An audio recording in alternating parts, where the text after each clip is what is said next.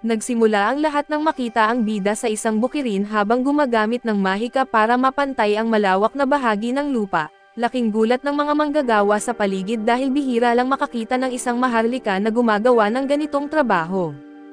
Pagkatapos niya ay umuwi siya sa bahay at sinalubong ng mga dalagang kasama niyang naninirahan doon kamakailan. Pagkakita pa lang sa kanya ay sinabi agad ng mga ito na mukha siyang pagod at alam niya iyon, pero pakiramdam niya ay responsibilidad niyang tumulong kapag may pagkakataon, kahit na medyo nakakatawa dahil sa totoo lang sanay pa rin siyang parang nagtatrabaho sa opisina.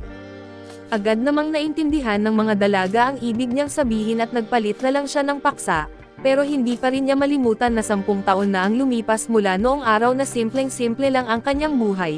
Noong panahong iyon ay palagi siyang umuwi mula sa trabaho na sobrang pagod.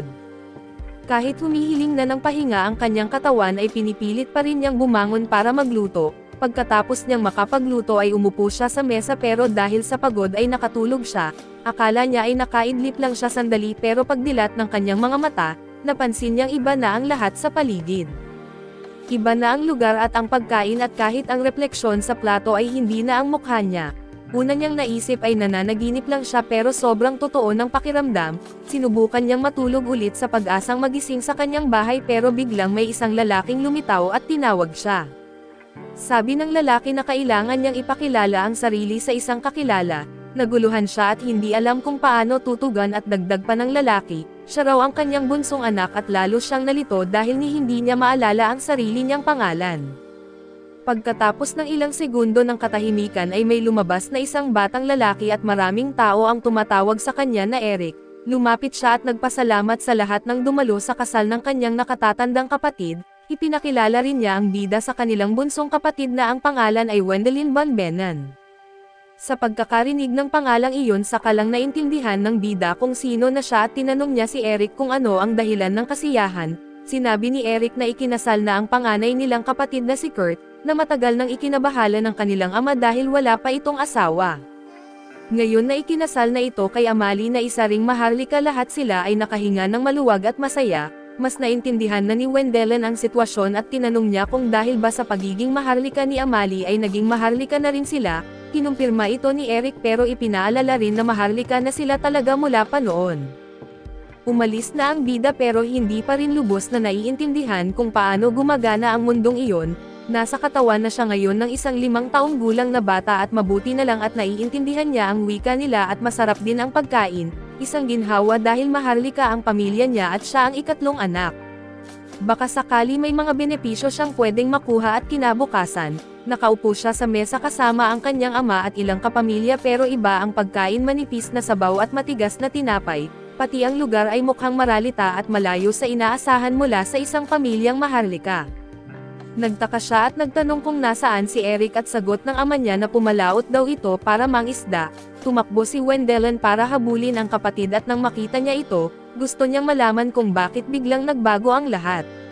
Ipinaliwanag ni Eric na kahit maharlika sila at sobrang hirap ng kanilang pamilya, kagabi ay todo effort silang magkunwaring mayaman para lang mapahanga ang pamilya ni Amali. Malaki ang ginastos nila at ngayon ay bumalik na sila sa totoong kalagayan. Kumakain sila ng kung ano lang ang meron, at bawat isa ay kailangang humanap ng paraan para mabuhay. Habang nag-uusap sila ay dumating ang isa pa nilang kapatid na nagrereklamo kung bakit hindi siya naisama sa kahit ano. Ilang sandali lang dumating pa ang iba nilang mga kapatid at pinag-usapan nila ang dalawang hindi dumalo sa kasal. Doon lang niya napagtanto na ikawalo pala siya sa magkakapatid. Makalipas ang ilang araw ay nalaman niyang nakatira sila sa kaharian ng Jimel, na isang lugar na nahahati sa maraming rehiyon. Ang kabisera ang may pinakamaraming tao na halos 1 milyon, at pinamumunuan ito ng makapangyarihang mga maharlika. Ang pamilya nila sa kabilang banda ay nasa pinakaliblib na bahagi kung saan 80,000 lang ang mga naninirahan, at ang hinaharap doon ay puno ng kawalang katiyakan. Isang araw habang naglalakad-lakad siya ay nakita niya ang kapatid niyang nagpapaalam na. Agad siyang lumapit at nagtanong kung anong nangyayari. Ipinaliwanag nila na simula noong kasal ni Kurt ay nagpasya silang umalis sa pamilya. Dahil wala naman silang mamanahin na mahalaga, si Kurt ang makakakuha ng halos lahat. Pinili nilang kunin ang kaunting pera at subukang mamuhay sa ibang lungsod, marahil bilang mga adventurer. Gamit ang mga kakayahan nila at aalis sila habang si Wendelin ay mananatili pa dahil bata pa siya. Pinayuhan siya ni Eric na huwag maging tamad at sikaping magtagumpay, nagpaalam siya sa mga kapatid at dumiretso sa silid-aklatan para maghanap ng pwedeng pag-aralan. Naghalungkat siya sa mga lagayan pero wala siyang nahanap na interesante at habang naghahanap ay may nahulog na kahon, may laman itong isang bola at ilang papel dahil sa pagkamausisa ay binasa niya ang nilalaman at nalaman niyang ang bola na iyon, isang crystal ball na kayang tukuyin kung may taglay kang kakayahang gumamit ng mahika. Ayon sa mga tagubilin lahat ng tao ay may mana pero isa lang sa bawat 10,000 katao ang kayang gumamit ng mahika, wala naman siyang mawawala kaya't sinubukan niya ito at inilagay niya ang bola sa mesa, sinunod ang mga nakasulat at sinubukan na gumamit ng mahika kahit hindi niya alam kung paano. Sa una ay walang nangyari at naramdaman niya ang pagkadismaya, pero biglang lumiwanag ng todo ang bola at sobrang lakas ng liwanag kaya may isa pang nilalang na naakit mula sa malayo at nagulat si Wendelin sa nakita. Nang bumalik sa normal ang bola ay binasa niyang muli ang tagubilin at kapag maraming kulay ang lumabas sa bola, ibig sabihin ay napakalaki ng taglay na kapangyarihan ng isang tao at dapat ay humanap na agad siya ng guro. Gulat pa rin sa kanyang natuklasan na naghanap pa siya ng ibang aklat tungkol sa mahika pero wala siyang makita. Sa oras na iyon ay dumating ang kanyang ama at sinamantala niya ang pagkakataon para magtanong kung may iba pa silang libro, pero sabi ng kanyang ama ay hindi raw siya marunong magbasa at iyon lang ang mga librong meron sila, pagkatapos ay inutusan siyang kumuha na lang ng panggatong sa gubat kaysa magsayang ng oras sa kwarto. Pagpasok niya sa gubat ay sinubukan ng bida na gamitin ang mahika kahit wala siyang kaalaman kung paano. Habang sumubok ay biglang may isang lalaking bumagsak sa harapan niya dahilan para siya'y mapatalon sa gulat. Nagpakilala ang estranghero bilang isang mago at sinabing may bagay na humila sa kanya papunta roon, kahit may paliwanag ay takot pa rin ang nararamdaman ng bida at napansin niyang may batong gumugulong malapit sa isang dambuhalang baboy damo. Napansin ito ng hayop at agad siyang sinugod dahil sa takot ay tumakbo siya pero agad siyang hinawakan ng mago at binanggit na subukan mag-imagine ng wind magic. Litong-lito siya at ipinaalam na wala siyang alam sa mga iyon at natatakot siya, maingat na ipinaliwanag ng mago na kailangan lang niyang ituon ang kanyang isip sa kanyang mana at malinaw na isiping mabuti kung anong gustong mangyari. Dahil sa sobrang takot ang tanging nasa isip lang ng bida ay mapatigil ang baboy damo, bigla na lang na may hagupit ng hangin na lumabas mula sa kanyang mga kamay at tinamaan ang hayop dahilan para ito'y magulantang. Nagulat siya sa nangyari at narinig niya ang mago na bumati sa kanyang unang spell, pagkatapos niyon isang simpleng galaw lang ng kamay ng lalaki ang nagpalipad sa baboy damo sa mga puno, dahilan ng kamatayan nito at sa sandaling iyon ay ipinakilala ng mago ang sarili niya bilang si Alfred, dating court mage ng Duchy of Bla. Sinabi niyang gusto niyang turuan ang bida ng lahat ng tungkol sa mahika at nangakong gagawin siyang mas magaling na mago kaysa sa kanya. Kinabukasan habang kasama ang pamilya ay naalala ng bida ang pag-uusap nila ni Alfred, hindi pa rin niya maintindihan kung bakit siya ang napiling turuan ng mahika. Binanggit niya kay Alfred na wala siyang pera pero sagot ng mago ay hindi niya ito ginagawa para sa pera, ang totoo gusto lang talaga niyang magkaroon ng alagad pero may hiling si Alfred na panatilihin nilang sikreto ang paggamit ng mahika.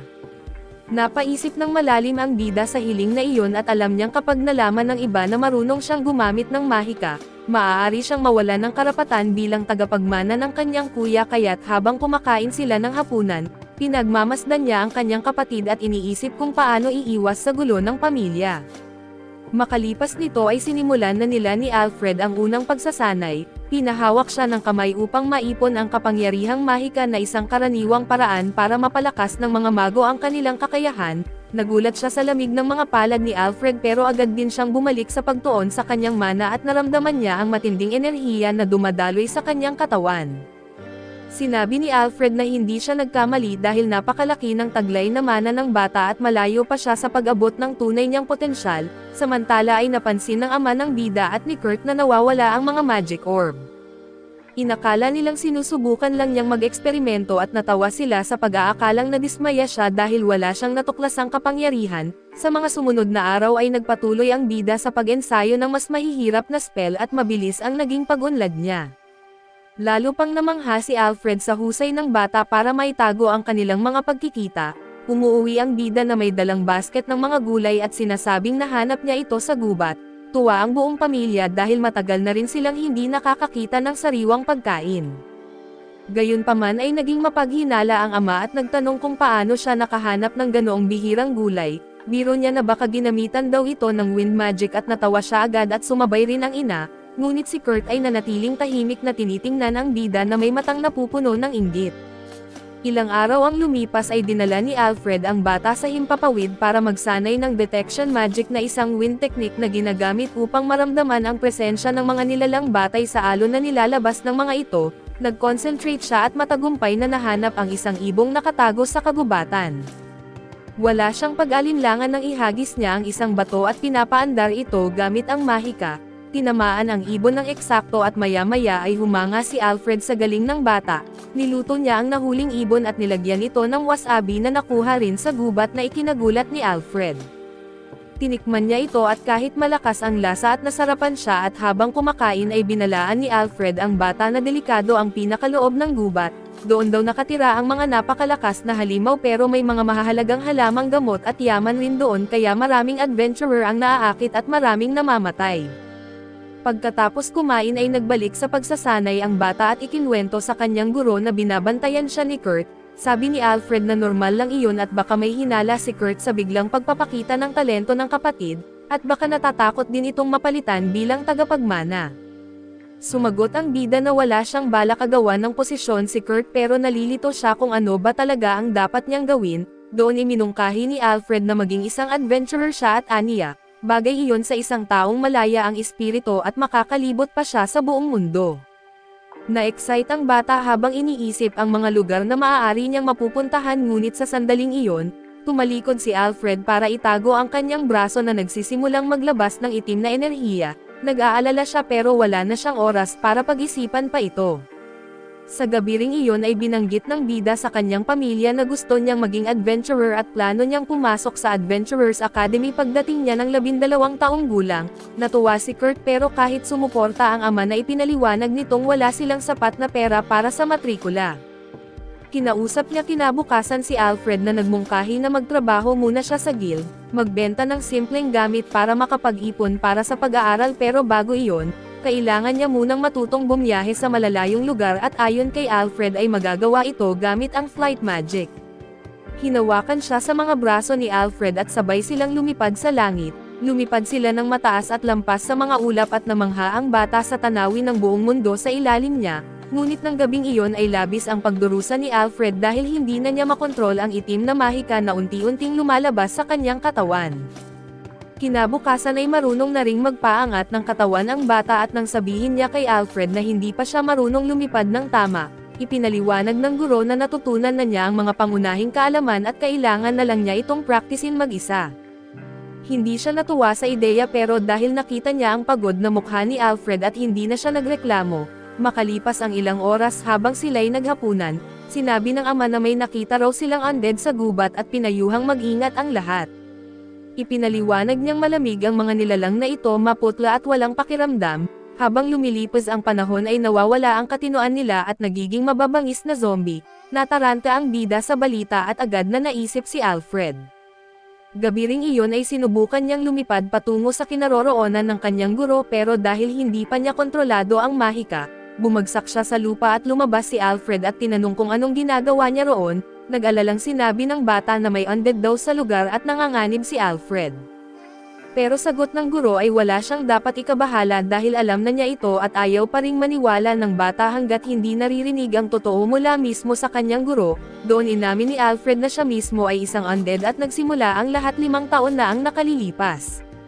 Noon ang panganay na anak ng duke na pinaglilingkuran ni Alfred ay nagkasakit ng malubha, kaya ang ama ng duke ay nagpunta sa tinatawag na Cursed Forest para hanapin ang gamot na kailangan nila. Kahit may dalang hukbo ay sobrang dami ng halimaw sa kagubatan at hindi nila ito kayang talunin. Gamit ang pinakamakapangyarihang mahika na taglay niya, isinakripisyo ni Alfred ang sarili niyang buhay para protektahan ang duke ngunit may mga bagay pa siyang hindi natatapos, kaya pinili niyang manatili bilang isang undead at ipinaliwanag niya sa bida na kapag ang isang undead ay natapos ang kanyang misyon, saka lamang siya makakapagpahinga ng payapa. Sa kaso niya ang layunin ay makahanap ng karapat-dapat na tagapagmana ng 30 taon ng kaalaman sa mahika na naipon niya. Doon niya naramdaman ang presensya ng bata at 5 taong gulang pa lang ito noon pero ngayon, kapos na ang panahon at gusto ni Alfred na malaman kung siya nga ang tamang tao. Kaya iminungkahi niya na ang bata ay magsagawa ng huling pagsubok ang gamitin ang Holy Magic para linisin siya mula sa sumpa, ibig sabihin nito ay tuluyang alisin ang kanyang pagiging undead na magwakas rin sa kanyang pag-iral. Tumanggi ang bida dahil ang ibig sabihin nito ay tuluyang mawawala si Alfred pero iginiit ni Alfred, sinabing nilalason na ng sumpa ang kanyang katawan at hindi na niya ito mapigilan at ayaw rin niyang may ibang madamay, kaya iyon ang pinakamabuting solusyon. Tinuruan niya ang bata kung paano gamitin ang Holy Magic at ilang segundo lang ang lumipas at binalot na sila ng liwanag. Naramdaman ni Alfred ang epekto ng mahika sa kanyang katawan at hiniling sa bata na dagdagan pa ang lakas nito, pero ayaw ng bata na sinusubukan pa rin niyang iligtas ang kanyang guro. Hiniling ni Alfred na alalahanin ng bata ang lahat ng pinagsamahan nila nitong mga nakaraang araw, kung paanong tinulungan niya itong lumakas at maging mabuting tao pero ngayon siya naman ang nangangailangan ng tulong. Habang umiiyak ay nagpaalam ang bida sa kanyang guro at buong lakas na sinimulan ang proseso ng paglilinis. Pinuri siya ni Alfred sa napakalakas na spell at sinabing balang araw ay magiging dakila siyang sorcerer. Hiniling din niya na ipagpatuloy ng bata ang pagbibigay ng kanyang buong makakaya at bago tuluyang maglaho, binanggit niyang umaasa siyang magkikita silang muli sa ibang mundo. Sa huling sandali ay nawala si Alfred at iniwan na mag-isa ang bida at lubos na nagdalamhati sa pagkawala ng hindi lamang guro kundi ang kanyang matalik na kaibigan. Lumipas ang ilang taon at handa na ang bida na pumasok sa academy. Nagpaalam siya sa kanyang tahanan at naglakbay patungo sa lungsod kung saan niya sisimulan ang kanyang buhay bilang adventurer. Pagdating niya roon ay nakita niyang nagtitipon na ang iba pang kabataang estudyante. Ngunit hindi siya comfortable sa nakalipas na 7 taon at umiwas siya sa pakikihalubilo sa iba upang hindi siya mapahamak dahil sa kanyang kapangyarihan, kaya ngayon ay hindi niya alam kung paano makitungo sa ibang tao. Nang siya na ang ipinakilala ay napansin niyang may mga kakaibang tingin mula sa mga tao sa paligid, kaya lalo siyang nahiya at binigyan sila ng guro ng registration sheet at kailangan nilang isulat ang mga pangalan ng magiging miyembro ng kanilang grupo, dahil sa loob ng 1 buwan ay magsisimula na ang mga aktwal na pagsasanay lahat ay kailangang gawin bilang grupo. Nababahala ang bida dahil wala siyang kilala at ng oras ng pananghalian ay mag-isa siyang kumain at nalungkot siya sa pagkaalam na kailangan na talaga niyang matutong makisalamuha. Sa kalapit na mesa ay pinag-uusapan siya nina Luis at Suzanne. May narinig daw silang chismis na mas malakas pa ang kapangyarihan ng bata kaysa sa maraming bihasang adventurer. Iyon din ang dahilan kung bakit tinanggap siya sa academy at may chismis rin na tinanggihan siya ng dating guro sa mahika dahil wala na raw itong maituturo pa sa kanya. Habang nag-uusap sila lumapit si Elvon at nagmungkahi ng plano at dahil maraming gustong mapasama sa grupo ng bida, maaari silang magkaisa upang subukang makasama siya na isa si Elvon sa mga nangungunang kabataang knight at silang tatlo ay pawang mga anak ng maharlikang pamilya. Kapag pinagsama ang taglay nilang yaman at kakayahan sa mahika ng bida, tiyak na sila ang magiging pinakamahusay.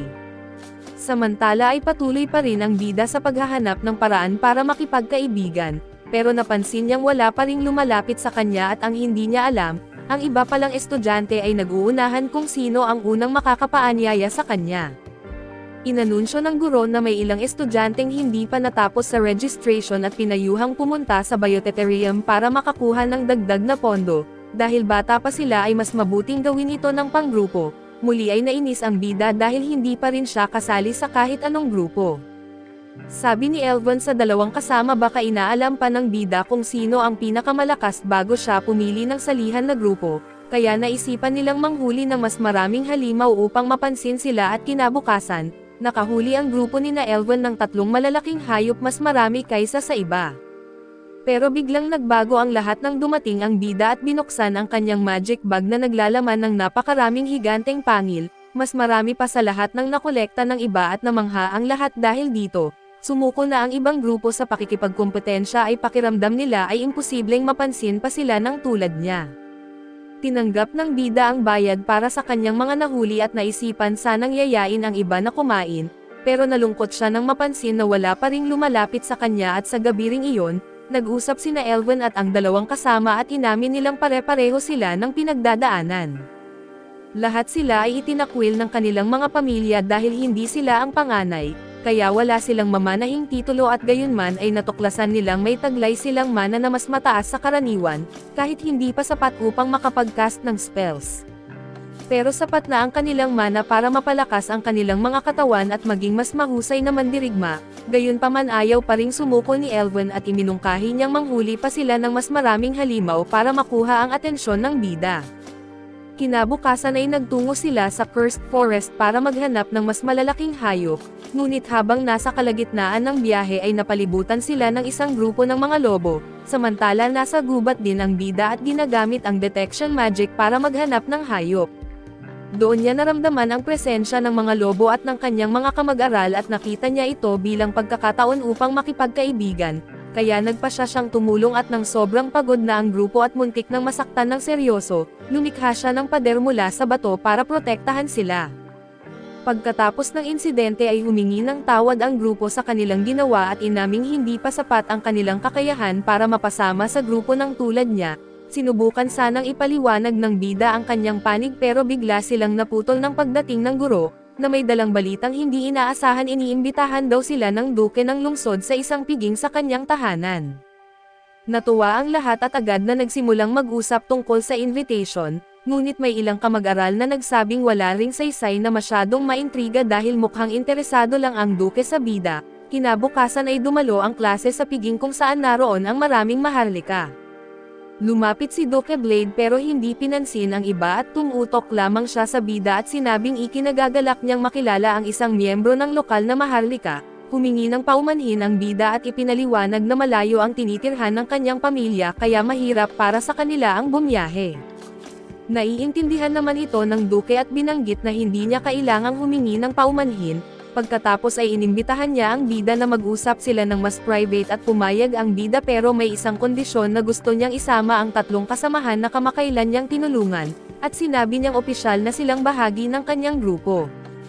Nagulat ang grupo ni na Elven sa pahayag na iyon dahil hindi nila inaasahang sasabihin iyon ng bida at makalipas ang ilang minuto, pumasok sila sa isang silid kung saan ipinakilala ng duke si Blantac, ang pinakamakapangyarihang mago sa kanyang korte at dating guro rin ni Alfred at ito ang guro ng bata. Binati ni Blantac ang bida at ipinaliwanag na si Alfred ay namatay ilang taon na ang nakalilipas sa Cursed Forest, gamit ang kanyang mahika at natuntun niya si Alfred kahit naging undead na ito at patuloy na nagsasalita, ngunit makalipas ang ilang panahon ay bigla na lang nawala ang presensya ni Alfred. Ang ibig sabihin lang nito ay natupad na niya ang kanyang layunin, isang bagay na halos imposible ayon kay Blantac, dahil si Alfred ay napakalakas at mas malakas pa sa kanya kaya't ang ideya na may mas makapangyarihan pa kay Alfred ay mahirap paniwalaan. Ngunit matapos mawala si Alfred ay biglang may batang lumitaw malapit sa gubat na may pambihirang lakas, kaya agad siyang napansin ng maraming tao at bukod pa rito ay daladala niya ang bag na dating pag-aari ni Alfred. Hindi ito maaaring mananakaw at gumana lang ito sa isang taong pinili ni Alfred mismo.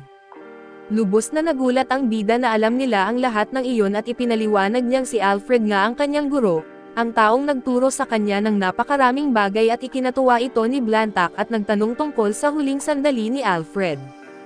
Sa pagkarinig ng tanong ay hindi na napigilan ng bida ang kanyang luha habang inaalala ang nangyari. At inamin niyang siya mismo ang naglinis at nagpahinga sa kanyang guro at labis na humanga ang duke at ang mago sa revelasyong iyon, pagkatapos ng lahat bata pa lang siya nang magawa niya iyon.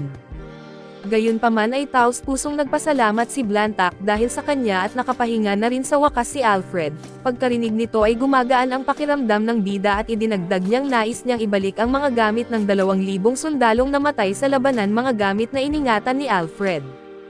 Ilang oras ang lumipas ay nasa labas na ng silid ang grupo ni na Elven at pinag-uusapan ang lahat ng nalaman nila tungkol sa kanilang kasamahan. Medyo nagulat pa rin sila sa mga revelasyon at dumating ang bida at humingi ng tawad sa pagkaantala at sa hindi niya pagsasabi agad tungkol sa grupo.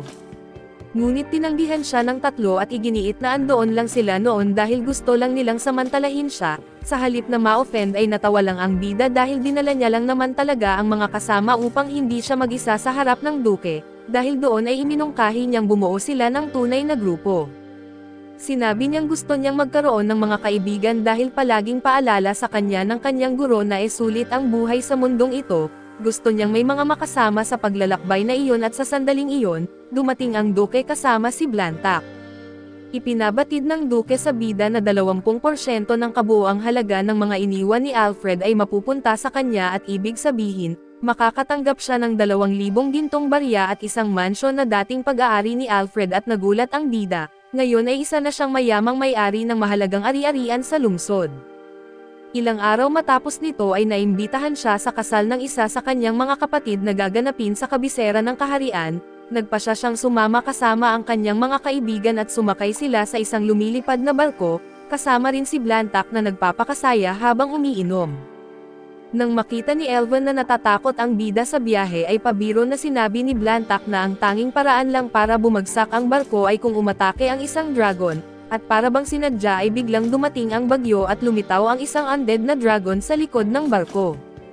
Tinangkang mapakalma ng mga sundalo ang mga pasahero, iginiit na kayang harapin ito ni Blantac, ngunit inamin ng mago sa kapitan na hindi siya marunong gumamit ng purifying magic kaya hindi niya ito kayang labanan. Sa halip ay ipinakilala niya ang bida bilang tanging may kakayahang harapin ang halimaw. Nagulat ang bata sa revelasyon pero dahil siya lang ang may kakayahan, tinanggap niya ang hamon at binigyan siya ni Blantac ng ilang tagubilin at lumipad siya gamit ang kanyang mahika. Habang papalapit sa dragon ay sinubukan niyang gamitin ang purification spell, pero umatake agad ang dragon kaya kinailangan niyang umiwas ng ilang beses at nang makabawi siya, nag-concentrate siya at pinakawalan ang isang malakas na hagupit ng banal na mahika na tumama ng direkta sa dragon. Binalot ito ng matinding liwanag at makalipas ang ilang segundo ay tuluyang naglaho ang presensya nito. Natira na lamang ang kalansay na unti-unting nagdisintegrate sa hangin at sinabihan siya ni Blantac na kunin ang mga buto dahil napakahalaga ng mga ito. Ngunit ang higit na pumukaw ng pansin ng bata ay ang pulang kristal na iniwan ng dragon na tila may espesyal itong katangian. Ilang oras pa ang lumipas at tahimik na ang natitirang bahagi ng biyahe hanggang sa makarating sila sa kabisera. Pagbaba nila ay ipinakilala ni Blantac ang bida sa isang matagal na niyang kasamahang adventurer na si Arterio. Sinabing aalis na siya dahil may iba pa siyang aasikasuhin sa lungsod at nagsimula ng pag-usapan ng bida at ng kanyang mga kaibigan kung ano ang gagawin nila sa susunod, pero bigla silang pinalibutan ng mga sundalo. Kinabahan sila at iniisip na baka may nagawa silang mali pero laking ginhawa nang sabihin ng isa sa mga sundalo na naroon sila sa utos ng hari, na gustong dalhin sila sa palasyo bilang pasasalamat sa pagpatay ng undead dragon at nagulat ang bida. Ilang minuto lang ang lumipas ay nasa trono na siya ng hari.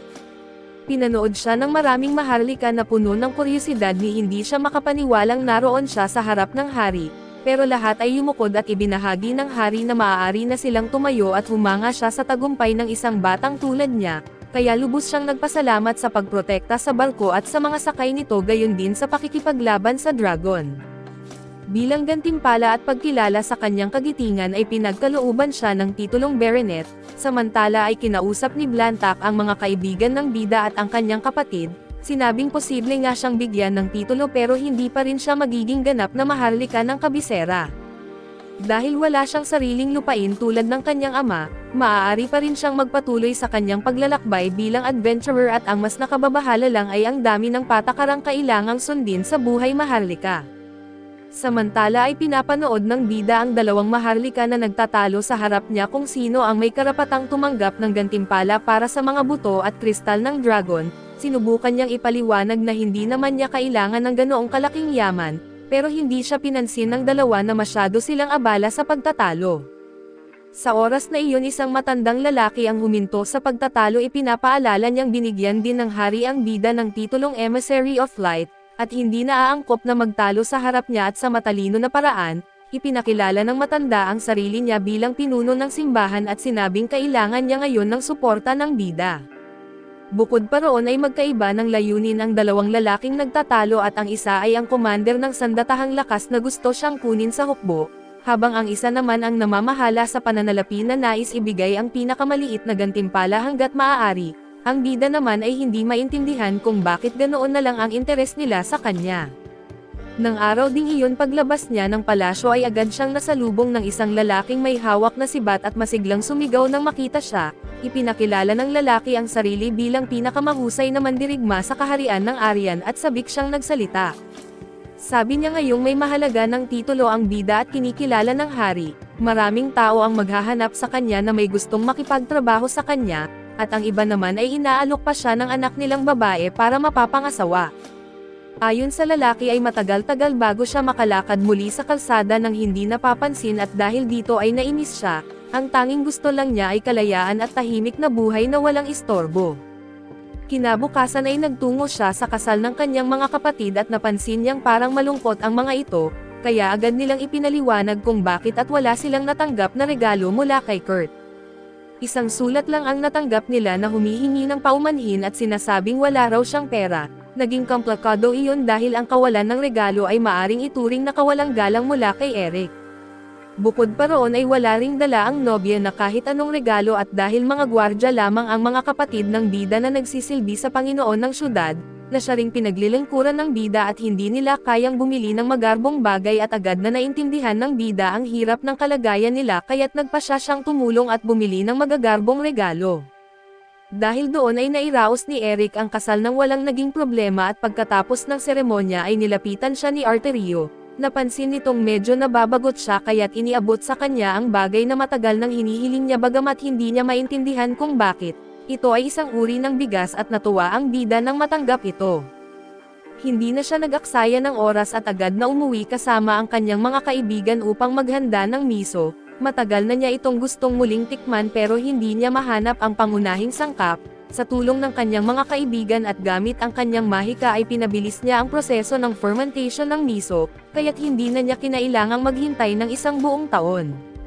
Sa wakas ay natikman niyang muli ang pagkaing matagal niyang namimiss at tunay siyang natuwa. Kahit hindi siya mahilig sa buhay maharlika ay iniisip na niya ngayon kung paano niya magagamit ang kanyang posisyon para tumulong sa iba, at upang tamasahin ang maliliit na bagay na dati hindi abot ng kanyang dating pamumuhay.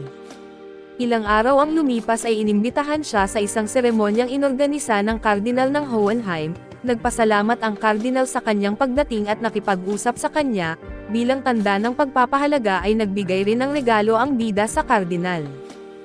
Habang nag-uusap sila pumasok sa bulwagan ang apo ng Kardinal si Ellis Hohenheim, sa unang tingin pa lang ay naramdaman na agad ng bida na malakas ang taglay nitong kapangyarihan. Ipinaliwanag ng Kardinal na tila hindi nagulat na may kakayahan sa pagpapagaling ang kanyang apo. Namangha ang bida dahil siya mismo ay marunong lang gumamit ng purification magic pero hindi niya kayang magpagaling ng sugat. Inisip niya na malamang ay maraming may sakit na natutulungan si Ellis at kinumpirma ito ng Kardinal at sinabing totoong ang marami na siyang natulungan sa simbahan.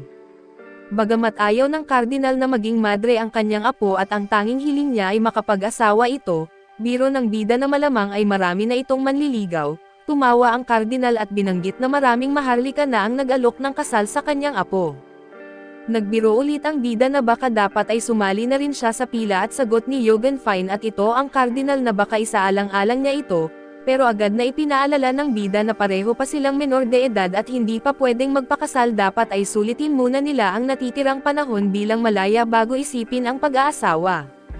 Ngunit binanggit ng Kardinal na sealed na raw ang kasunduan at nagprotesta ang bida iniisip na biro lang iyon pero ngayon, opisyal na siyang nakatakdang ikasal sa apo ng Kardinal na kilala rin bilang ang banal na babae ng pamilya Hohenheim. Kalaunan ay nag-usap ng private ang Kardinal at ang kanyang alagad, pinuri ng tagapaglingkod ang estratehiyang pag-isahin si Ellis at ang bida na kahit wala pa itong mataas na ranggo sa maharlika, ngunit sapat na raw ang titulo nitong Alton King upang bigyan siya ng matinding prestihiyo.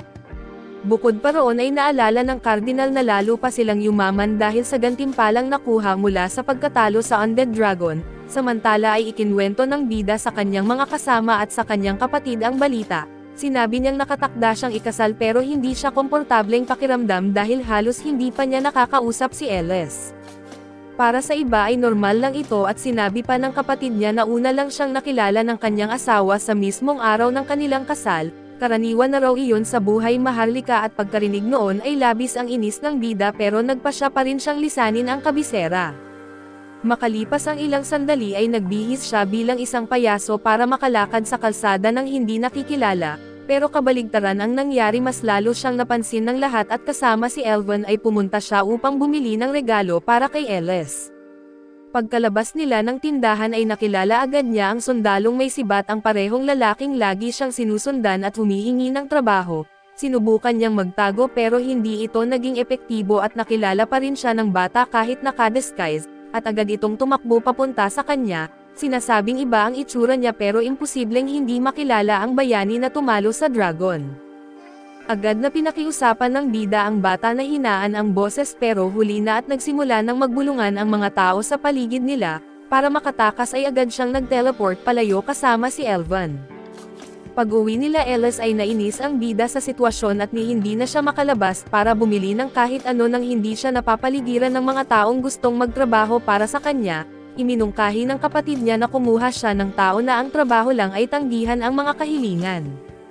Nagboluntaryo si Elvan at inisip ng bida na maganda itong ideya. Ipinasa niya kay Elvan ang tungkulin at umalis na lang agad na ikinagulat ito ni Elvan at ngayon opisyal na siyang nagtatrabaho para sa bida. Hindi niya inakalang ganoon lang kadaling makuha ang posisyong iyon.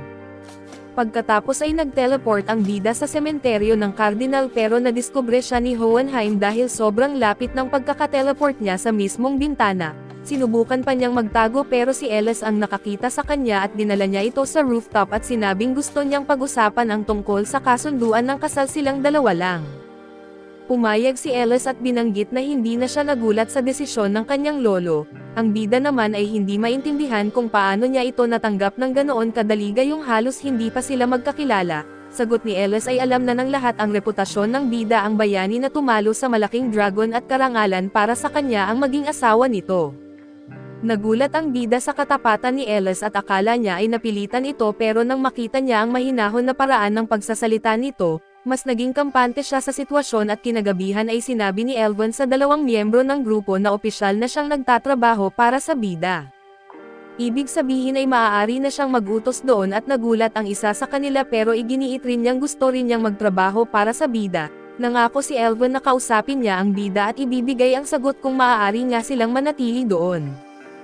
Umasa si Luis na mangyari nga ito dahil sa totoo lang ay gusto rin talaga ng bida na makasama ang mga babaeng iyon bilang tauhan niya, gayunpaman ay naiinis siya dahil hindi siya naniniwalang posible ito at hindi niya gusto ang ugali ng isa nilang kasama, kaya iminungkahi niya kay Suzanne na maghanap sila ng paraan para mapalapit sila sa bida nang hindi dumadaan kay Elvan. Pagkatapos mag-isip ay naisip ni Luis na ang pinakamainam na paraan ay maging concubine sila ng bida at para kay Luis, lohikal ito kung magiging concubine sila ay pwede pa ring pakasalan ng bida si Ellis nang walang abala at sa ganitong paraan, makakasama nila ang bida hindi bilang tauhan ni Elvan kundi bilang mga kasama mismo ng bida. Dumating bigla ang bida pero hindi niya pinansin ang usapan nila at sinabihan siya na handa na ang hapunan kaya agad siyang tumuloy para kumain.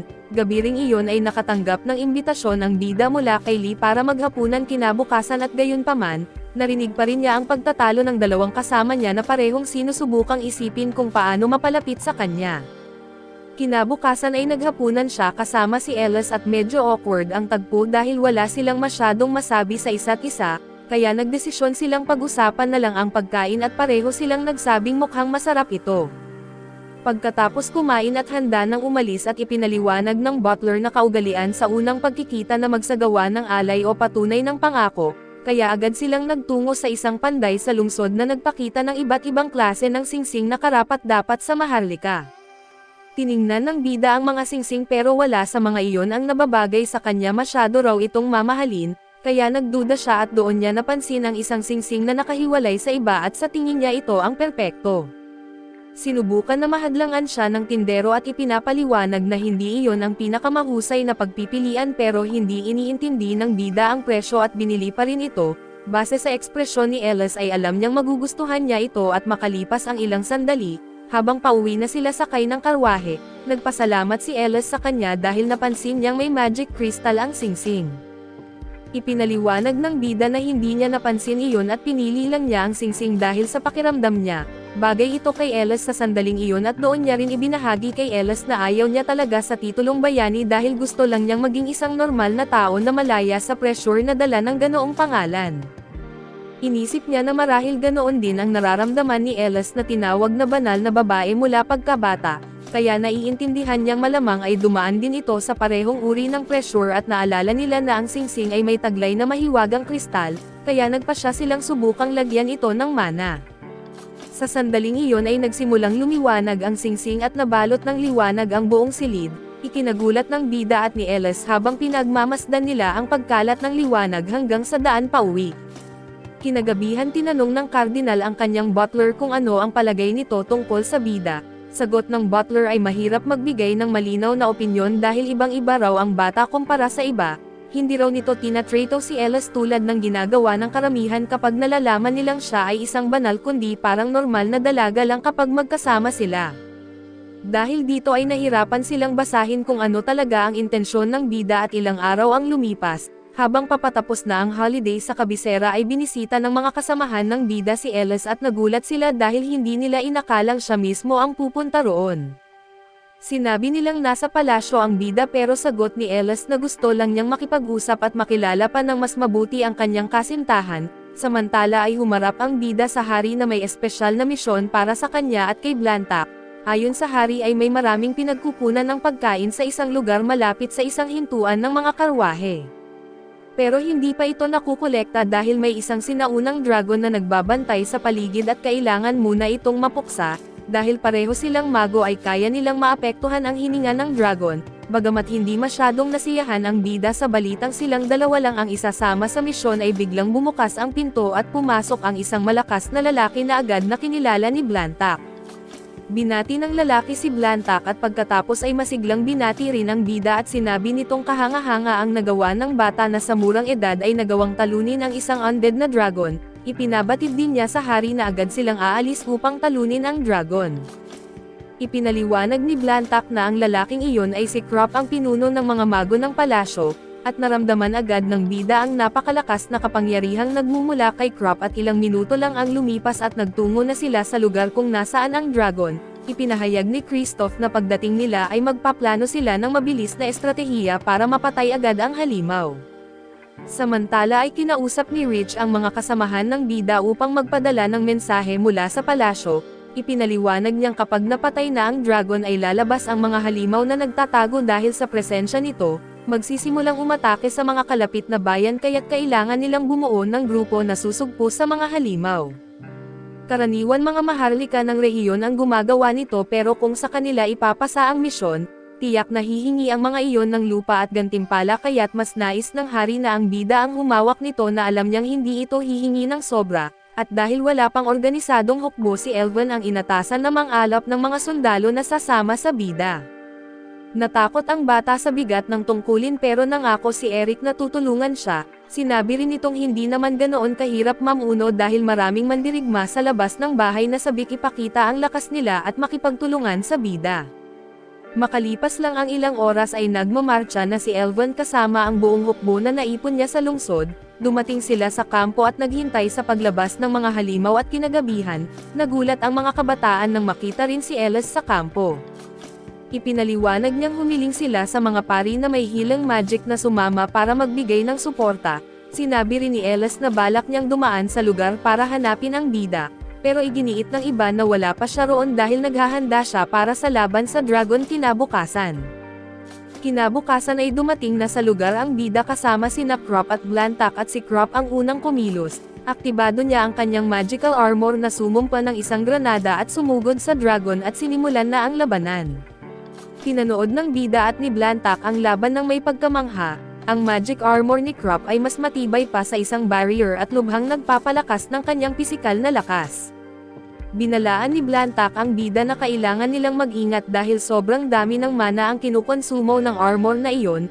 Hinala niya ay pinapalambot muna ni Crop ang dragon para ang bida ang makapagbigay ng huling atake at pagkalipas ng ilang minutong labanan ay nagbigay ng sign si Kristoff. Kaya't nag-concentrate ang bida sa lahat ng kanyang kapangyarihan na ang tanging nasa isip ay makauwi na agad.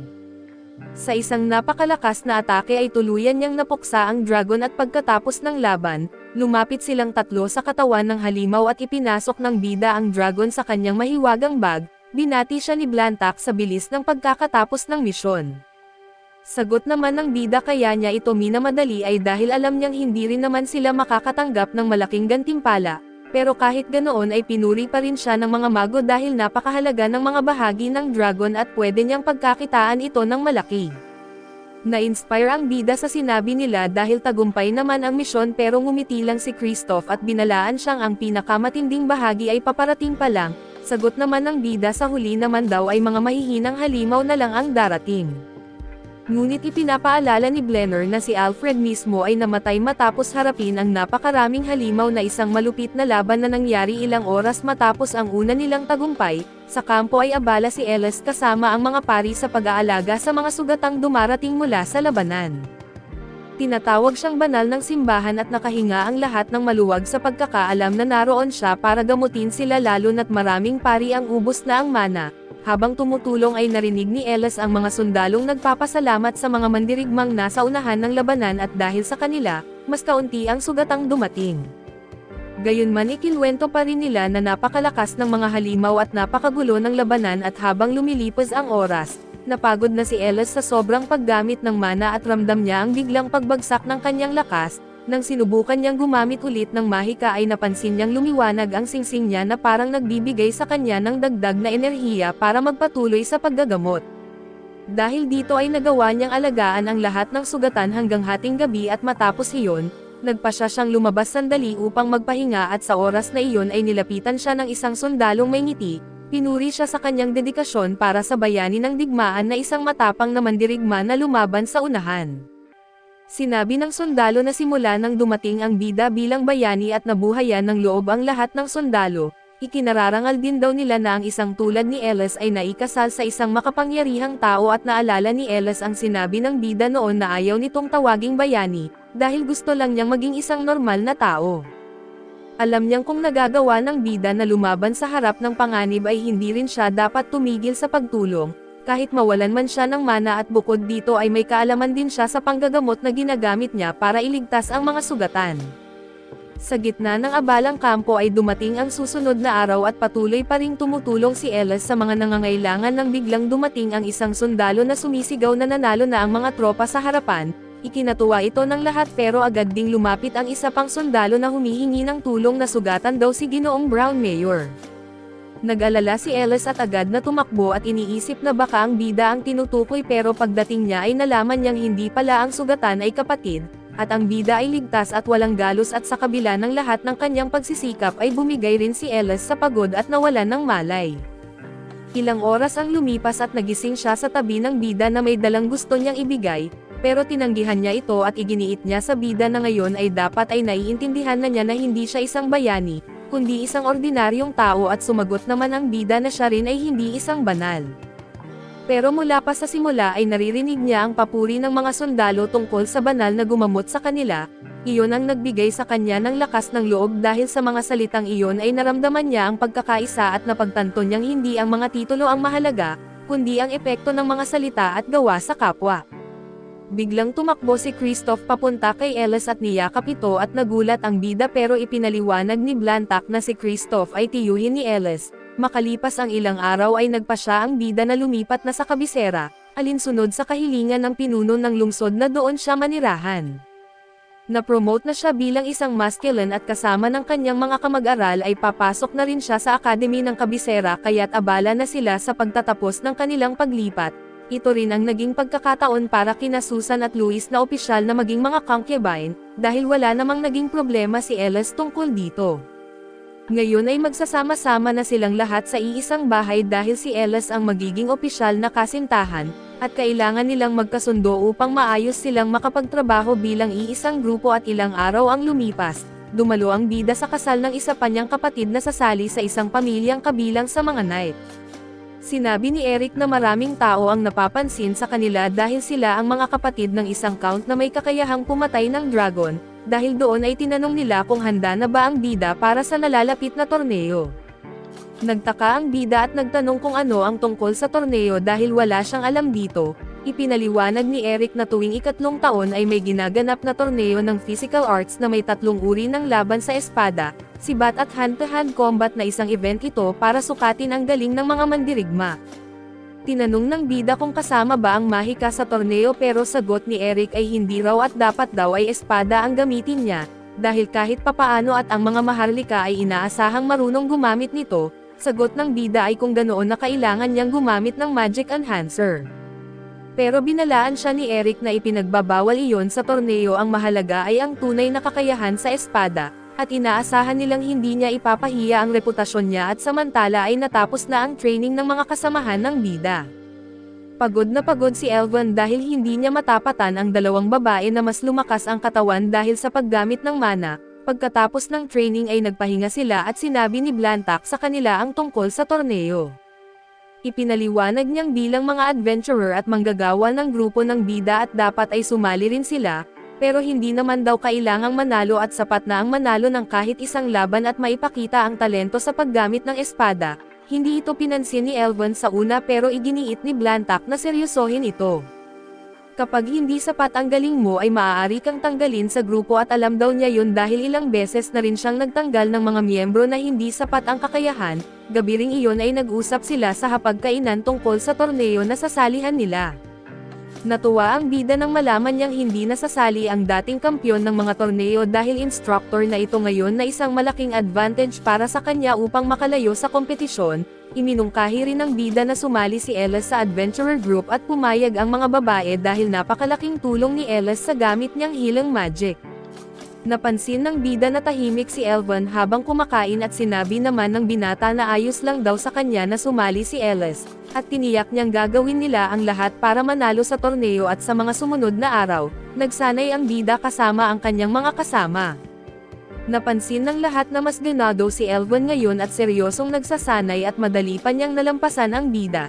Nahirap pa ring umangkop sa pisikal na training at pagkalipas ng ilang araw, sinabi ng bida na ang dating kampyon ng torneo ay magiging hurado ng laban at iniutos ng hari na siya lamang ang nararapat na manalo. Ibig sabihin ay kailangan niyang talunin ang dating kampyon para kilalanin bilang tunay na kampyon.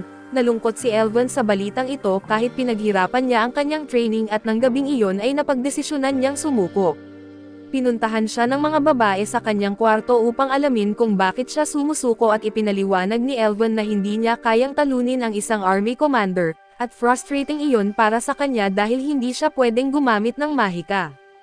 Kung hindi siya mananalo sa torneo ay magiging pabigat lang siya sa grupo at hindi siya makakatulong sa bida. Sinubukan siyang kumbansihin ng mga babae pero sinabi ni Elvan na gusto niyang mapag-isa, at hindi raw nila maiintindihan kung gaano niya pinaghihirapan ito. Kinabukasan dahil na rin sa sobrang pagod na tinulak niya ang sarili noong nakaraan, nakita ni Elvan ang bida sa hallway at tinanong kung ayos lang ba siya kahit hindi man siya manalo sa torneo, pero nang makita niyang natutulog ito ay agad niya itong ginigising. Humingi ng paumanhin ang bida at ipinaliwanag na hindi siya masyadong nakakatulog dahil alam niyang sobrang nag-aalala si Ellis. Palihim na nagsasanay ito tuwing umaga para lang mapabuti pa ang kanyang kalagayan at makatulong sa kanilang mga laban at nagulat si Elvan sa narinig. Naisip niya na kung si Alisa na may napakalakas na kapangyarihang mahika ay naniniwalang kailangan pa niyang pagbutihin, dapat ay lalo siyang magsikap sa mga laban at ilang araw ang lumipas at dumating na ang araw ng torneo. Naghanda ang lahat para makilahok at handa na ang bida at sabik ang kanyang mga kaibigan, pero sa unang laban pa lang ay si Warren na agad ang kanyang makakalaban at kinabahan siya dahil alam niyang hindi magiging madali iyon, pero nagpasya siyang subukan pa rin. Ngunit nang nagsimula ang laban at nanalo si Warren sa loob lang ng isang galaw at agad na eliminate ang bida, samantala ay nakalusot naman sa ilang round ang dalawang babae pero hindi rin sila nakalampas sa unang bitag. Mas maganda ang naging laban ni Suzanne pero natalo rin siya sa kamay ng isang sundalo na madalas humingi ng tulong sa bida. Laking gulat niya nang malaman na mahusay pala ito sa sibat at nag-usap sila habang si Elvan naman ay patuloy na lumalaban at nakarating na sa final round at sa huling laban ay nasugatan siya sa braso, at ang susunod niyang kalaban ay si Warren na mukhang sabik na ring lumaban sa kanya. Ilang minuto lang ay ginagamot ng dalawang kaibigan ng bida ang sugat ni Elvan, pero sinabi ng tagapangasiwa ng torneo na hindi na siya dapat lumaban upang hindi lumala ang kanyang pinsala at binanggit ng mga babae na masyadong istrikto si Blantak sa kakapilit sa kanya, pero hindi sumang-ayon si Elvan. Para sa kanya dahil wala siyang mahika ay kailangan niyang mas magsikap para manatili sa grupo. Ibinigay nila sa kanya ang pagkaing inihanda ni Alisa at maging ang bida ay buong gabi ring nagluto ng espesyal na pagkain para pasisiglahin ang lahat. Nakita niya kung gaano kasigasig ang grupo sa pag-ensayo kaya naghanap siya ng paraan upang madagdagan ang lakas nila. Dahil dito ay labis na na-excite si Elvin at agad niyang kinuha ang kanyang espada at ipinahayag na lalaban pa rin siya sa final round. Hindi raw niya kayang bibiguin ang bida at ipinangako na ibibigay niya ang kanyang buong makakaya hanggang sa dulo ng torneo. Makaraan ang 3 taon sa teritoryo ni Kurt ay dumalaw ang asawa nito sa trabaho upang sabihing may natanggap silang liham at tagapagbalita mula sa kabisera. Ayaw nang buksan pa ni Kurt ang sulat dahil iniisip niyang tungkol na naman iyon sa kanyang nakakabatang kapatid, na ngayon ay napakasikat na. Hindi siya interesado sa mga mungkahing ibinibigay para ipasa sa kapatid ang kanyang teritoryo kaya't ipinabasa niya na lang ito sa kanyang asawa. Pagbukas ng liham ay laking gulat nito na kasaad na namatay ang bida habang nagsisiyasat sa isang sinaunang guho. Ilang araw matapos nito ay masaya ang bida sa pagdiriwang ng kanyang ika-15 kaarawan, dahil opisyal na siyang pwedeng maging isang adventurer at kasama ang kanyang mga kasamahan, nagparehistro siya sa guild at sinimulang suriin ang mga misyon. Dumating si Blantak dala ang isang liham para sa isang misyon sa paggalugad ng sinaunang guho at hindi nila ito maaaring tanggihan dahil utos ito mula mismo sa hari. Makalipas ang ilang oras ay pumasok na sa guho ang bida at ang kanyang grupo at si Blantak. Ipinaliwanag ng mago na sila ang pinili dahil mula nang madiskubre ang guhong iyon ay marami ng adventurer ang pinadala roon, mula sa mga baguhan na hindi na muling nakita ay hanggang sa mga veterano na hindi rin nakalabas. Dahil dito ay nagdesisyon ang hari at ang mga sundalo na isasara muna ang lugar hanggat hindi pa nila alam ang totoong nangyayari. May mga chismis rin na may dragon sa loob at pinili ang bida dahil sa kanyang matatag na reputasyon sa paglaban sa mga halimaw na tulad nun, siya na naman ang kailangang magsakripisyo para sa grupo at ang sa isip ng bida ay hindi gaanong masaya, kailangan na naman niyang pangunahan ang misyon habang pinapanood ang grupo niyang natatakot sa ideya ng makaharap ang dragon. Sinubukan ni Blantak na mapakalma sila at iginiit na wala pa naman siyang nararamdamang halimaw sa paligid. Binuksan ng mago ang isang pintuang nagdala sa kanila sa isang kwarto na puno ng kristal pero pagpasok ng lahat ay biglang lumiwanag ang sahig at sila'y naging paralisado. Sinabi ni Blantak na subukan nilang makatakas pero wala ni isa ang makagalaw at isa-isa silang nawala. Ilang minuto pa ay nagising si Alisa at nakita niyang ligtas ang lahat ng kasamahan niya na panatag siya. Nang magkita-kita silang muli ay ipinaliwanag ni Vontan na dinala sila ng sinaunang mahika sa pinakamalalim na bahagi ng guho, isang karaniwang bitag ng mga lumang mago. Ngayon ay kailangan nilang makahanap ng paraan paakyat sa ibabaw at sabi ni Luis ay madali lang yan kung gagamitin ng bida ang teleportation magic. Pero ipinaliwanag ng bida na hindi niya ito magagamit hanggat hindi niya alam ang eksaktong kinaroroonan niya at kung saan siya pupunta, kaya't ang tanging paraan ay akyatin ang hagdan at harapin ang lahat ng hadlang sa daraanan. Maya-maya habang paakyat sila ay nakita nila ang isang pintuang biglang nagsara sa likuran, sa unahan ay isang malaking grupo ng mga sundalong naka-armor ang nakaabang at alam nilang kailangan na naman nilang lumaban. Naghanda ang bida pero sabi ng kanyang kaibigan sila na raw ang lalaban dahil hindi pa nila alam kung gaano pa sila katagal sa ilalim, kaya't kailangan tipirin ang lakas at nagsimula ang laban at gumamit lang ng mahika ang bida at si Blantak para sa suporta, habang ginamit ni Alisa ang kanyang mahika upang gamutin ang mga sugatan. Pagkalipas ng ilang minutong matinding labanan ay nagtagumpay silang talunin ang lahat ng kalaban.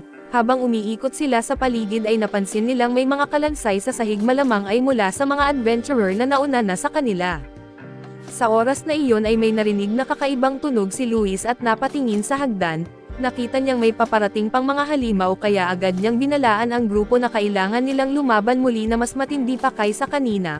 Pagkalipas ng 5 araw ay kinausap ng hari si Kristoff dahil nag-aalala siya sa kalagayan ng ating bida at ng kanyang grupo. Wala pa silang natatanggap na balita at nagsisimula ng kumalat ang mga chismis at alam ng lahat na delikado ang misyon nila, ngunit ang kardinal na nakarinig din ng chismis na patay na raw ang kanyang apo at ang fiancé nito ay nanatiling matatag ay lubos ang tiwala sa dalawa. Samantala ang kapatid ni Logner na siyang namamahala sa pananalapi ay siya palang nagpapakalat ng maling balita tungkol sa pagkamatay ng grupo ng bida. Gusto niyang mas dumami ang kapangyarihan niya at siya rin ang nagpadala ng mensahero kay Kurt, umaasang mahahati-hati sa iba ang mga nasasakupan ng ating bida. Ngunit kung buhay pa ang bida ay tiyak na masisira ang kanyang plano at samantala ay patuloy pa ring nakikipaglaban ang ating bida at ang kanyang mga kaibigan. Sobrang pagod na sila at halos hindi na makatulog ng maayos dahil walang tigil ang mga halimaw na sumasalakay sa loob ng mga guho. Pero hindi sila sumusuko at umaasang baka ang bawat palapag na kanilang marating ang huli na. Pagod na si Elven kaya ginamitan siya ni Ellis ng magic para pagalingin at ayaw sanang tumanggap ni Elven dahil gusto niyang mabuhay at makalaban pa si Warren. Ganoon din si Ellis ay ayaw rin niyang mamatay roon kaya't ginagamit niya ang halos lahat ng kanyang magic para labanan ang mga halimaw. Sama-sama nilang itinuloy ang pag-akyat ng hagdan at sabi ni Ellis ay kailangan nilang makabalik ng buhay sa ibabaw dahil marami pa siyang gustong gawin bago siya mamatay. Sumang-ayon naman ang bida sa sinabi niya at pagpasok nila sa isang silid na wala silang naramdamang panganib. Kaya't natuwa si Elven at iniisip na tapos na ang laban pero agad napansin ni Blantag na may dragon golem sa lugar na yun at mabilis siyang gumawa ng shield bago pa sila tamaan. Bigla ring umatake mula sa likod ang mga robot at nasugatan si Suzanne at ginamit ng bida na kasama si Blantag, ang kanilang magic para pigilan ang mga atake ng dragon habang sina Elven at Louis ay lumaban sa mga robot. Si Ellis naman ay inas-ikaso ang sugatang si Suzanne pero alam niyang hindi sila tatagal sa ganong kalagayan at ang tanging pag-asa lang nila ay talunin ang dragon. Ngunit sa palagay ni Blantag ay mahirap na ito dahil paubos na ang kanyang lakas at doon nagkaroon ng ideya ang ating bida na pagsamahin nila ang kanilang magic. Pumayag si Blantag at ipinatong ang kanyang kamay sa likod ng bida na ibinigay ang lahat ng natitira niyang enerhiya. Naramdaman ng bida ang dumadaloy na lakas at agad siyang nagcast ng light spell laban sa dragon.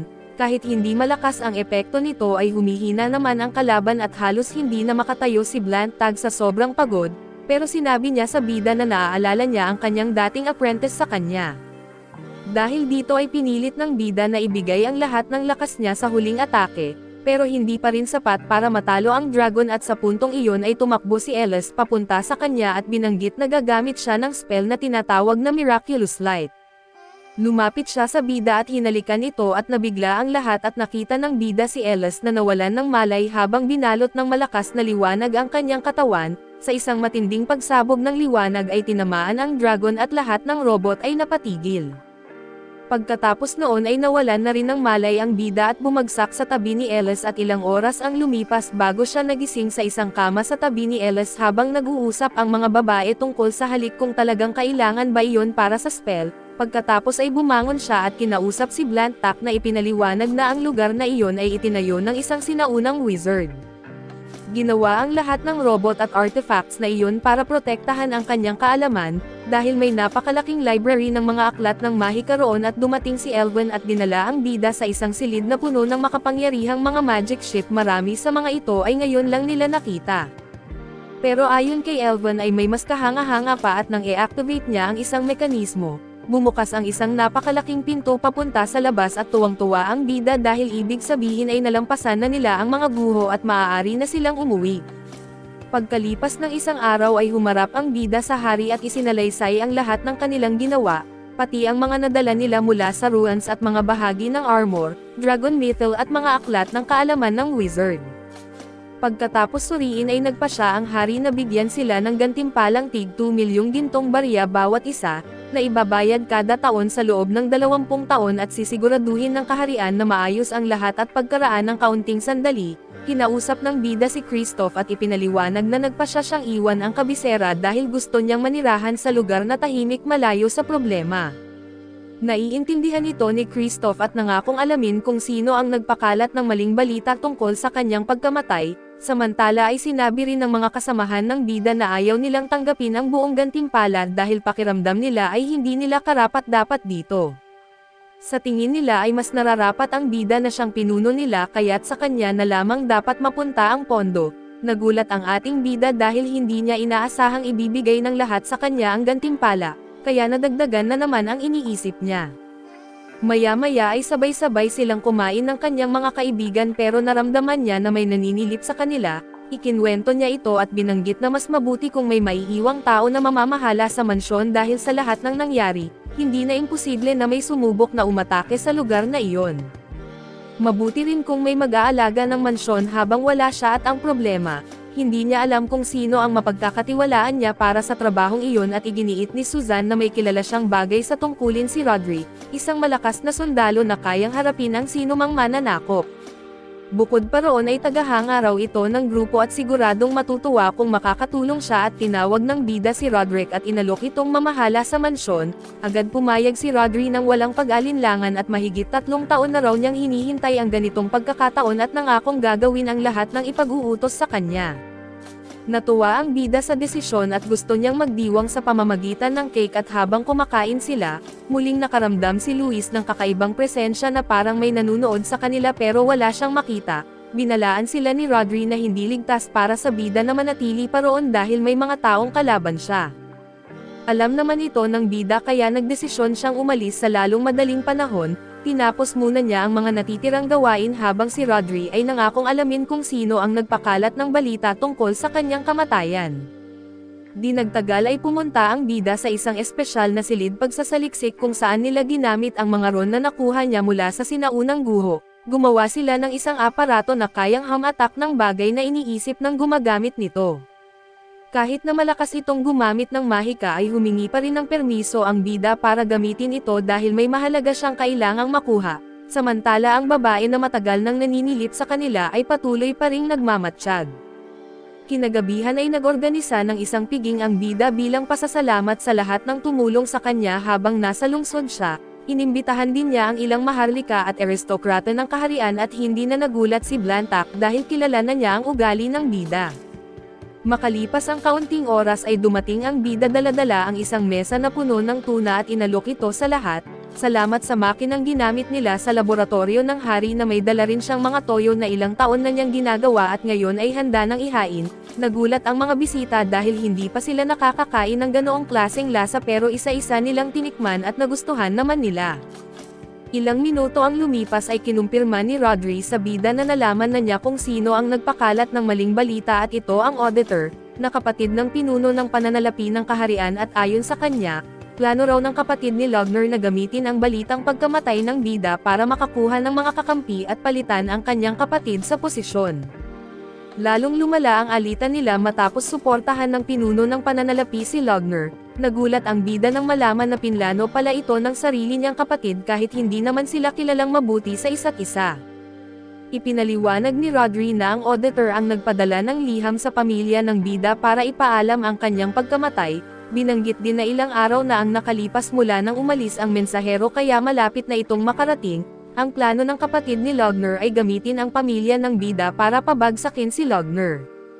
Pero sinabi ni Rodri na hindi na ito dapat alalahanin pa dahil may ginawa na siyang hakbang at ipinakalat niya ang balita na ang auditor ay nakipagsabuatan para mapatanggal ang bida. Dahil dito ay ipinatawag siya ng hari at kahit hindi pa sigurado ay malamang ay mananagot ang auditor sa kanyang ginawa. Sinabi rin ni Rodri na hinding-hindi na siya magpapakalat ng maling chismis at humanga ang bida sa nagawa ni Rodri. Ayon kay Rodri ay may kutob na raw siya noon pa dahil ang auditor ay siya mismong ama niya, kahit hindi siya kinilala bilang lehitimong anak.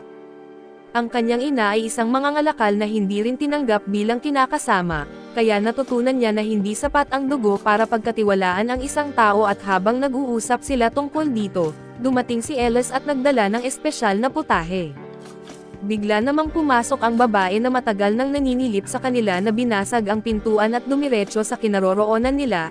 Sinubukang pigilan ni Elvon pero madali siyang natalo ng babae at nang lumapit ito sa ating bida, agad siyang nagsimulang kumain ng putahe na inihanda ni Elisa.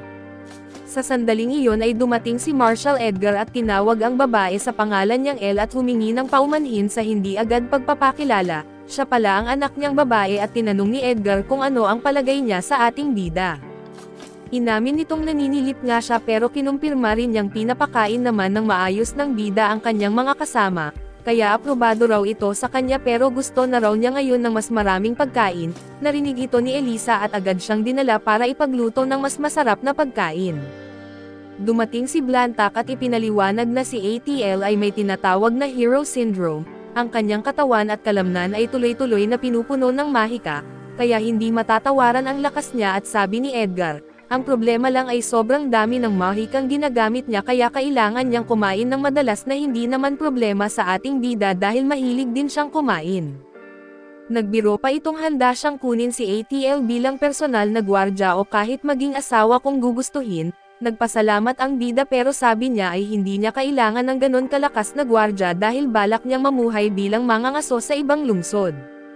Sa sandaling iyon ay lumapit si Duke Blade na may alok kung gusto raw ba ng bida na manirahan sa kanyang lungsod, samantala ay narinig ni Kurt mula sa kanyang asawa ang balitang patay na ang ating bida at ang kanilang anak na lalaki ang papalit sa lahat ng posisyon. Medyo natuwa si Kurt pero natakot ang kanyang asawa nang masilap niya sa bintana ang pagdating ng ating bida kasama ang kanyang mga kasama. Makalipas ang kaunti ay humarap ang bida sa kanyang kapatid na si Kurt kasama ang isang kaalyado. Ipinaliwanag niya na ipinadala siya ng hari sa isang misyon 15 taon na ang nakalipas para pamunuan ang bahagi ng hukbo ng lalawigan sa pagsalakay sa isang lugar sa loob ng Evil Forest. Maraming sundalo ang nasawi sa laban na iyon at ngayon ay naglalakad bilang mga undead. Ipinapadala sila roon ng hari upang lipulin ang mga halimaw at linisin ang mga kaluluwa ng mga sundalo bago pa man sila tuluyang maging mga lich. Sabi ni Kurt ang bahagi ng kagubatan na iyon ay bahagi ng kanyang teritoryo, kaya dapat magbayad ng buwis ang bida at dati 30% ng kikitain pero ngayon ay gusto niya ng 50%. Nagulat ang marami dahil masyado raw itong mataas at sinabi pa ni Kurt na hindi na kailangang kuhanin ang mga gamit ng mga sundalo dahil nailibing naman daw sila ng maayos, at wala rin naman daw mahahalagang gamit ang mga sundalo mula sa lalawigan. Sumagot si Ellis at sinabing walang silbi ang mga libing kung hindi malilinas ang mga kaluluwa, kaya nag-alok siyang tumulong sa ritual matapos ma-purify ang mga undead at galit na tumanggi si Kurt at sinabing papayag lang siya kung may kapalit na pera. Sa huli ay pumayag ang grupo ng bida na bayaran ang hinihinging buwis para makapasok sa kuta. Galit si Elvin sa asal ni Kurt pero pinakalma siya ng bida at hiningan ng tulong ang kanyang kapatid na makipag-usap sa mga pinuno ng lungsod para makuha ang pinakamagandang kasunduan. Kinagabihan ay nakipagpulong si Kurt sa mga lokal na pinuno na sabik at nagtanong kung totoo bang bumalik ang bida para linisin ang kaluluwa ng mga mahal nila sa buhay sa gubat. Sabi ni Kurt ay walang dapat ikatuwa dahil nandun lang ang kanyang kapatid bilang isang adventurer at aalis din agad, gayunman galit na galit pa rin siya kahit iniisip pa lang ito at dinaiwasan na isipin ng bida kung matagal na ba siyang kinamumuhian ni Kurt.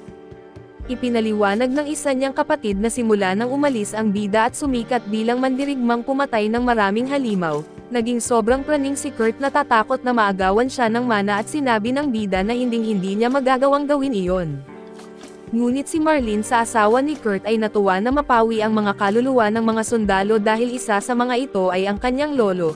Nangako ang bida na gagawin niya ang lahat para matiyak na matahimik ang lolo niya at nagpasalamat si Marlene ng labis, pero sinabi rin niyang sana ay ang bida na lang ang namumuno sa kanilang rehiyon. Nababahala si Kurt sa mga ganitong komento dahil ayaw niyang marinig ito ng kanyang kapatid. Matapos marinig ang lahat ay nagpasya ang ating bida na tapusin agad ang misyon at umalis sa lalong madaling panahon. Kinabukasan ay pumasok sila ng kanyang mga kasamahan sa kagubatan at unti-unting inakit ang mga undead.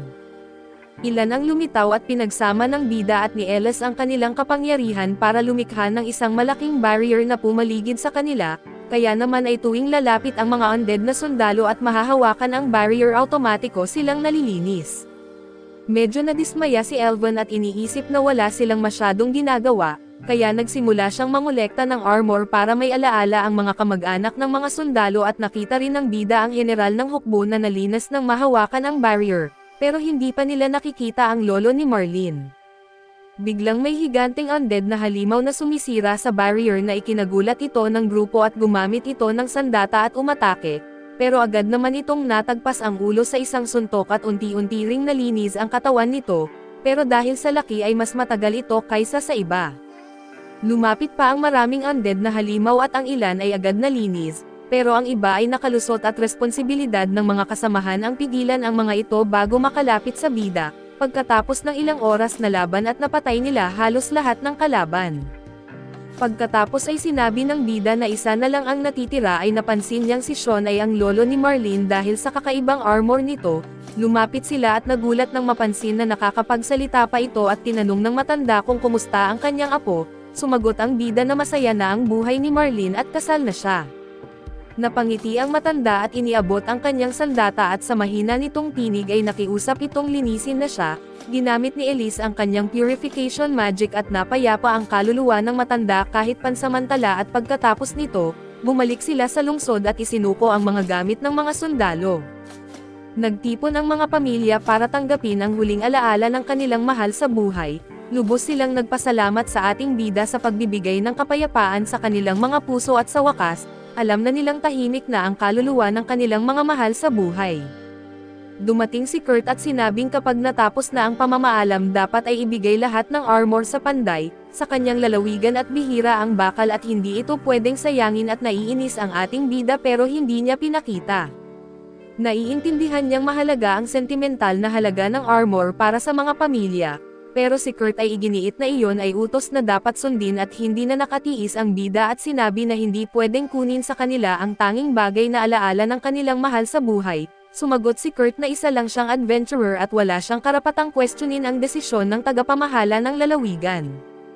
Tinanong ng bida na kung marami kang bakal kukunin mo pa rin ba ang mga armor at doon ay umamin si Kurt na hindi. Kaya agad na inilabas ng ating bida ang isang napakalaking bakal mula sa kanyang bag at umaasang sapat ito bilang kapalit ng mga armor upang manatili ang alaala ng mga sundalo sa kanilang pamilya. Umalis si Albert na halatang nainis dahil kinontra siya at umaasang aalis na rin agad ang bida, samantala ay patuloy na nagpapasalamat ang mga tao sa lahat ng ginawa ng ating bida para sa kanila. Ilang sandali pa ay binisita si bida ni Duke H at ipinaalam na susuriin pa nila ang armor ng 2,000 sundalo na dala nila, at ito ay mangangailangan ng oras kaya't iminungkahing bumalik muna siya sa lalawigan ng kanilang pamilya habang isinasagawa ang pagsisiyasat. Bagaman gusto ng bida na maghintay sa ibang lugar, sumang-ayon si Blantac sa kanya at pumunta sila sa bahay ng kapatid ng bida habang ang Duke ay kinausap ang isang general at tiniyak na maayos ang lahat ayon sa plano. Dumating ang dating alkalde ng lungsod at sinalubong ang ating bida na nagulat sa presensya nito, agad na intindihan ng bida ang sitwasyon at inanyayahan siya sa gaganaping libing bilang pag-alala sa mga nalinis na kaluluwa. Pinangunahan ni Ellis ang panalangin pamamaalam habang usap-usapan sa seremonya na hindi raw dumalo si Kurt. Nang maglaon ay nagsagawa sila ng piging bilang paggunita sa mga sundalo at habang sila'y kumakain, nakita ng bida si Emily at ang asawa ni Kurt, na nagpapaalam sa ilang sundalo habang kasama ang kanilang 2 anak, nang marinig ni Kurt ang lahat ng ito at nagalit siya ng husto. Ibinuhos niya ang iniinom nila sa sahig at sumigaw na binabanggit na alam na niya mula pa noong una, na gusto ng kanyang kapatid na kunin ang lahat ng iniwan ng kanilang ama at kunin ang buong kontrol sa lupaing pag-aari nila. Sinubukan na ipaliwanag ng bida na ang nais lang niya ay panatilihin ang mga bahagi ng lupaing hindi naman gaanong mahalaga, upang magkaroon lamang ng tahimik at payapang buhay para sa kanyang sarili at pamilya pero dahil sa matinding galit, inutusan siya ni Kurt na umalis agad sa kastilyo at sinabing hindi niya kailanman pahihintulutang kunin ng kapatid ang anuman sa mga ari-ariang kanya. Pagkaalis niya sa kastilyo ay nasalubong ng bida si Amelia at ang mga anak nito, humingi siya ng paumanhin at sinabing ang tanging layunin lang niya ay maiwasang may masaktan, pero kahit anong gawin niya na tila kailangan pa rin niyang sundin ang mga utos ng palasyo. Naiintindihan ni Amelia ang sitwasyon kaya't pinayagan niyang lumapit ang kanyang mga anak sa bida. Para sa kanya ang mahalaga ay magkaroon ng maayos na buhay ang mga ito at umaasa siyang kapag nakuha na ng bida ang lupaing iyon, isasaalang-alang nito ang kapakanan ng kanyang mga anak. Makalipas ang ilang oras at habang naghahanda ng mayonesa ay sinabi ng bida sa kanyang mga kasamahan na nakapagdesisyon na siya, magiging pinuno na siya ng lalawigan pero ayaw niyang maging isang kasangkapan lang ng palasyo, kailangan niya ng suporta ng lahat upang makabuo ng plano na walang masasaktan o mamamatay. Sa mga sumunod na oras ay nagsimula silang magbenta ng iba't ibang produkto sa lungsod tulad ng pagkain, damit at mga sandata at agad itong umani ng pansin ng mga mamamayan dahil sa kalidad ng mga paninda, pero kinagabihan dumating si Kurt kasama ang kanyang mga pinuno para pigilan ang pagbebenta dahil naaapektuhan nito ang kalakalan ng kanilang mga produkto. Dahil dito ay mas lalong napalapit ang mga tao sa bida kaya't mas lalo pang nagalit si Kurt, may isa sa mga pinuno ang nagmungkahi na alisin na lang ang bida, pero sinabi ni Kurt na imposible iyon dahil isa itong makapangyarihang salamangkero na nakatalo pa ng dragon. Wala raw sino man sa kanila ang kayang lumaban sa kanya at gayunpaman, Inutusan pa rin ni Kurt ang mga ito na humanap ng paraan para mapaalis ang bida sa kanilang lugar at makalipas ang ilang sandali ay nasabat ng bida ang tatlo sa mga pinuno ni Kurt at hindi niya pinayagang makaalis dahil may sarili rin siyang plano para sa kanila. Kinabukasan ay nalaman ni Kurt na nawala sa kanya ang tatlong tapat na pinuno, samantala ay nasa lungsod ng Blythe ang bida at kausap si Roderick at ipinaliwanag niyang gumagana na ang kanilang plano. Sa pamamagitan ng kalakalan at panunuhol sa mga pinuno ni Kurt nakakapagsanay na sila ng mas maayos. Dahil dito ay marami sa mga tauhan ni Kurt ang nagsilipat sa panig ng bida para sa mas magandang kinabukasan. Alam nilang magwala si Kurt dahil dito at kasama rin sa plano nila ang pagbisita sa bahay na nais pagtuluyan nina Amelia at ng kanyang mga anak. Pagkatapos nito ay nagtungo ang bida sa simbahan kung saan sinabi ni Rodri na matapos ang lahat ng nangyari, mas mabuting mamuhay na lang si Kurt sa pananalangin at pagninilay at sa ganitong paraan, magiging mahirap para sa palasyo na kumilos laban sa kanya dahil sa proteksyon ng simbahan. Umasa ang bida na maiintindihan ni Kurt ang buong plano dahil ito rin ay para sa kabutihan niya at idinagdag pa ni Rodri na maayos ang kalagayan sa mansion, kung saan maraming maharlika ang interesado sa proyektong lupa at umaasa silang malapit na itong maresolba para makapagsimula na sila. Habang nag-uusap sila ay nagpadala ang bida ng isang mensahero sa bahay ni Kurt. Laking gulat ni Kurt nang malamang iniwan na siya ng lahat ng pinunong tapat sa kanya dahil sa alok ng bida at sa galit. Kinuha niya ang kutsilyo at tila gustong masolusyonan ang problema gamit ang dahas. Ngunit sinabi ng mensahero na hindi iyon uobra at mas mabuting iaalok na lang ang isang plot ang kilala bilang Dragon Slayer, na kayang talunin ang bida at tinanong ni Kurt kung sino ang gumawa ng plota, at ipinaliwanag ng mensahero na ginagamit ito para tumawag ng mga dragon at nagamit ito madali niyang matatalo ang kanyang kapatid. Kapalit nito ay gusto lang ng auditor na makipagtulungan si Kurt sa kanya kapag opisyal na siyang naging pinuno ng lalawigan. Natuwa si Kurt na may kakampi siya at nangakong ibibigay sa auditor ang nararapat sa kanya kapag naalis na niya ang kanyang kapatid. Ilang oras ang lumipas ay pinuntahan ng bida si Kurt na nasa gitna ng kagubatan at nagkunwari siyang nagulat sa pagkikita nila, pero sinabi ni Kurt na hindi na niya kailangang magpanggap dahil alam niyang kasama ng kanyang kapatid ang grupo nito, na agad namang lumabas ng tawagin. Tumawa si Kurt at naalala kung gaano siya laging nainis sa kasikatan ng kanyang nakababatang kapatid, pero kahit ganoon hindi nila kailanman maaalis sa kanya ang mana dahil siya ang panganay. Kinuha ni Kurt ang ploto mula sa kanyang bulsa at nagulat si Blunt nang makita ito dahil agad niya itong nakilala. Ipinaliwanag niyang isa itong sinaunang relikya na kayang tumawag ng daan-daang dragon ng sabay-sabay. Binalaan ng bida si Kurt na kung gagamitin niya ang ploto at hindi lang siya ang mamamatay kundi pati maraming residente ng bayan, kabilang na ang sariling pamilya ni Kurt, ngunit sagot ni Kurt, wala siyang pakialam dahil itinakwil na raw siya ng bayan sa pagsuporta sa kanyang kapatid. Kung mawala man ang kanyang pamilya ay makakahanap daw siya ng bago at sa galit ay ininsulto ni Blunt si Kurt, kaya lalo itong nagngit-ngit at nagtangkang umatake ngunit lumikha ng proteksyon ang ploto sa paligid ni Kurt, at lalo siyang natuwa nang makita niyang hindi siya kayang labanan. Kaya sinimulan na niyang tugtugin ang instrumento at dumilim ang kalangitan at nabalot ng madilim na enerhiya si Kurt. Sinubukang lumapit ng bida kaso pinigilan siya ni Idol dahil naramdaman nito ang napakasama na presensya. Sinabi ni Blunt na hindi talaga iyon ploto ng dragon at pinagtakhan kung paanong nakakuha ng ganoong bihirang bagay si Kurt. Sa katunayan ay isa pala itong Flute of Resentment, isang ploto na tumatawag ng masasamang espiritong kumokontrol sa sinumang tumutugtog nito. Gamit ang purifying magic ay sinubukan na alisin ni Ellis ang kasamaan, ngunit sobrang dami ng espiritong naroon.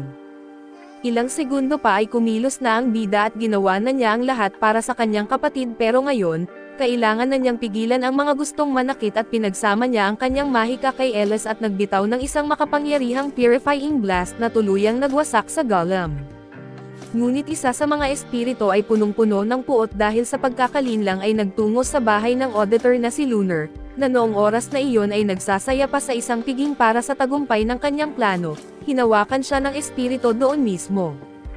Kinabukasan ay pumunta ang bida kay Roderick na ipinaliwanag na ang auditor pala ang nagbigay kay Kurt ng ploto. Pinatay siya ng espiritu noong gabing iyon at kasama ang ilan pang mga kalyadong maharlikang nagbalak sanang atakihin ang bida. Nalungkot ang bida sa balitang naloko lang pala ang kanyang kapatid. Sinabi ni Roderick na may problema pa, hindi pwedeng manatili sa lungsod ang asawa ni Kurt, dahil maraming usap-usapan na si Kurt ang pumatay sa auditor at kapag nalaman ng mga tao na naroon si Amelia ay siguradong magiging gulo ito. Alam ito ng bida kaya't nagpasya siyang pansamantalang dalhin sina Amelia at ang mga bata sa bahay ng kapatid nitong si German. Kinausap din niya sina Blanche Tak at Christoph dahil hindi niya alam kung anong gagawin sa lalawigan. Hindi rin gaanong maganda ang tingin ng mga tao kay Amelia dala ng masamang reputasyon ni Kurt sa buong populasyon.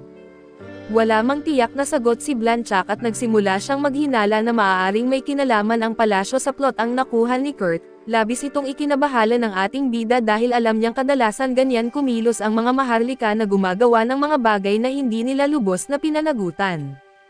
Ngunit pinayuhan siya ni Blanchak na huwag mag-isip ng ganoon at paalala pa niya na isa rin siyang maharlika. Isang taong kadalasan ay nasa mas mataas na posisyon kaysa sa iba at kumikilos ng hindi kailangang ipaliwanag ang kanyang mga plano sa lahat.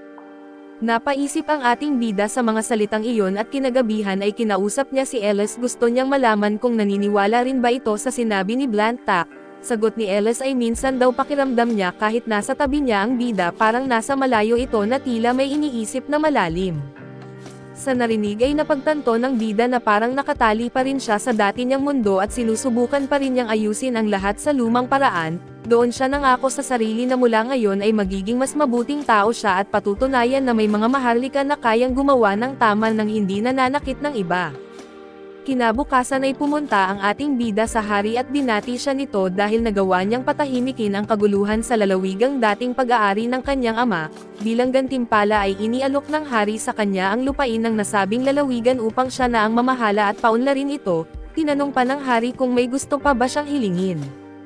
Humiling ang ating bida kung maaari siyang bigyan ng kapangyarihang maggawad ng 2 titulo sa mga maharlikang namatay sa piging ng auditor. Nagulat ang lahat dahil tanging ang hari lamang ang may karapatang magbigay ng titulo at pamana. Nagsimula ang mainit na talakayan sa mga maharlika dahil natakot silang baka maulit ito at magdulot ng kalituhan sa kaharian. Makaraan ang ilang minuto ay humiling ng katahimikan ang hari at ipinaliwanag na hindi niya bawasan ang lupain ng ating bida gaya ng mungkahi ng ilan, mananatili itong buo sa kanya at bukod pa roon, dahil sa lahat ng kanyang nagawa para tumulong nitong mga nakaraang taon. Nagdesisyon ang hari na bigyan siya ng natatanging pahintulot upang manahin ang mga titulo at ari-arian ng 2 maharlikang nasawi, kaya't maaari na niya itong ibigay sa sinumang nais niya at bilang pagtatapos, itinaas pa ng hari ang ranggo ng ating bida bilang isang count upang mas maayos niyang mapangasiwaan ang kanyang mga lupain. Makaraan ang ilang sandali ay natuwa ang hari sa nakikitang pagbabago ng ating bida na isang huwarang maharlika, bagamat may ilang hindi sang-ayon mula sa mga kapwa maharlika. Umaasa pa rin ang hari na magiging mabuting pinuno siya ng nasabing lalawigan. Ilang araw ang lumipas ay kinausap ng bida si Amelia at sinabi niyang kapag lumaki na ang mga bata, balak niyang ipamana sa mga ito ang mga titulong iginawad sa kanya ng hari at sa ganitong paraan, mananatiling maharlika ang mga bata at umaasa siyang mamumuhay sila ng masagana.